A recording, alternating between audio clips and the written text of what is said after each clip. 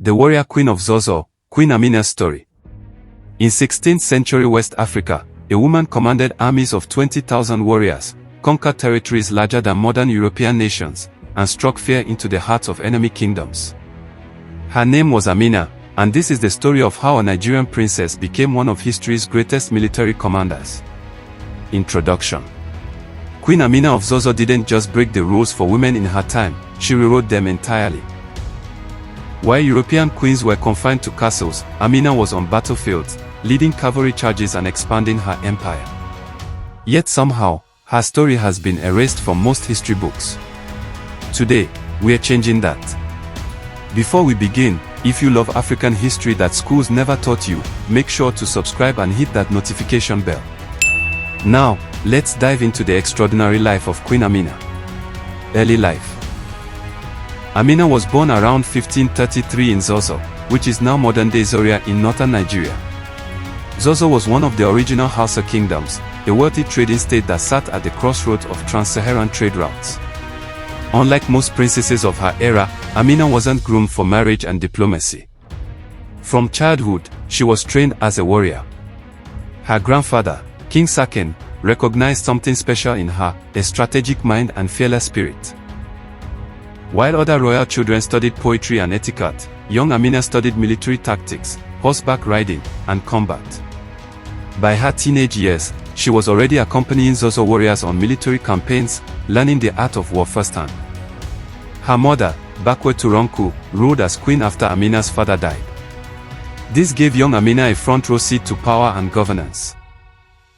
She watched her mother navigate complex political alliances, manage the kingdom's wealth, and make life-or-death decisions. Rise to power. When Amina's mother died around 1566, her younger brother became king. But Amina had already established herself as Zazzau's most capable military leader. She became the kingdom's leading warrior, commanding respect from soldiers who had seen her courage in battle. For 10 years, she served her brother loyally, leading Zazzau's armies to victory after victory. She expanded their territory, secured trade routes, and brought unprecedented wealth to the kingdom. When her brother died in 1576, there was no question who should lead. The Council of Elders chose Amina, and she became queen at approximately 43 years old, already a legendary warrior. Most new rulers would consolidate their power slowly. Not Amina. Just 3 months after her coronation, she launched a massive military campaign that would define her legacy. Military conquest. Queen Amina's military strategy was brilliant and ruthless. She didn't just want to defend Zazzau. She wanted to dominate West Africa. Her first campaign targeted kingdoms to the south. With an army of 20,000 foot soldiers and 1,000 cavalry, she swept through neighboring territories. Within months, she had conquered lands all the way to the Nupe Kingdom and the Niger River. But Amina wasn't just a conqueror, she was an innovator. She's credited with introducing metal armor to her cavalry, giving them a decisive advantage in battle. She also built a series of fortified military camps, protected by massive earthen walls. These walls became her signature. Wherever Amina's armies conquered, she built defensive fortifications called Ganuwa Amina, Amina's walls. Some of these walls still stand today, over 400 years later, testament to her engineering genius. Her campaigns continued for 34 years. She pushed Zazzau's borders west to the Atlantic Ocean and east to the edges of the Sahara Desert. At its height, her empire controlled crucial trade routes for salt, gold, kola nuts, and slaves. One of her most controversial tactics was taking a new husband in every city she conquered, and executing him the next morning. Whether this story is true or legend, it sent a clear message: Amina answered to no one. Economic genius. But Amina wasn't just a warrior, she was an economic mastermind. By controlling trade routes, she made Zazzau incredibly wealthy. She standardized trade practices across her empire, introduced taxation systems, and established Zazzau as the commercial center of the Hausa kingdoms. Merchants from North Africa, Egypt, and the Middle East all had to go through her territories. The kola nut trade alone made her kingdom rich beyond measure. These nuts, valued throughout Africa and the Arab world, passed through Amina's lands, and she taxed every transaction. She also understood the importance of security for commerce. Her military garrisons protected caravans from bandits, making trade safer and more profitable. This brought even more wealth to Zazzau. Legacy and death. Queen Amina ruled for 34 years, dying around 1610 during a military campaign. Even in her 70s, she was still leading armies from the front. Her death marked the end of Zazzau's golden age. No ruler after her could maintain the vast empire she had built. Without her military genius and iron will, conquered territories gradually regained independence. But her impact on West African history cannot be overstated. She proved that women could lead armies, build empires, and shape the course of history. She expanded her kingdom more than any Hausa ruler before or since.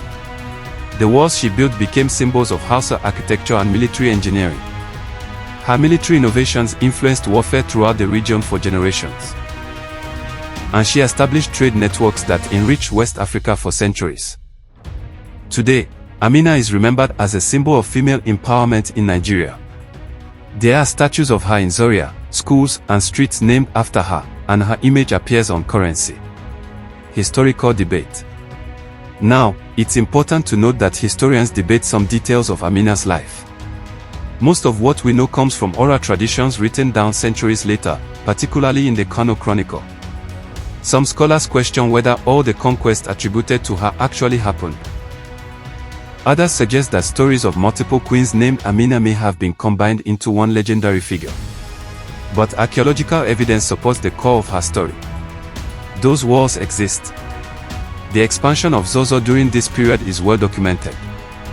And multiple independent sources from the era mention a powerful warrior queen in Zazzau. Whether every detail is perfectly accurate or not, Amina's impact on West African history is undeniable. Why her story matters. So why don't more people know about Queen Amina? The answer is simple: colonial history deliberately erased African achievements. European colonizers arriving in Africa centuries later couldn't accept that African civilizations had produced military geniuses, vast empires, and powerful female rulers. It contradicted their justification for colonization, that Africans were primitive and needed European civilization. So they ignored stories like Amina's, dismissed them as myths, or simply never recorded them in their history books. And those colonial-era textbooks became the foundation for what schools teach today. But the truth cannot stay buried forever. Archaeological discoveries, African oral traditions, and honest historical research are revealing what was always there: a rich, complex, and powerful African history. Queen Amina of Zazzau was one of history's greatest military commanders, regardless of gender. She built an empire, revolutionized warfare, and proved that leadership knows no gender. Her story reminds us that African history is filled with powerful kingdoms, brilliant leaders, and world-changing events that shaped global history. These stories deserve to be told. If you want to learn more about African queens, warriors, and kingdoms that history books ignore, subscribe to this channel. Hit that notification bell so you never miss a video. Drop a comment below: what other African historical figures should I cover next? Thanks for watching, and I'll see you in the next video.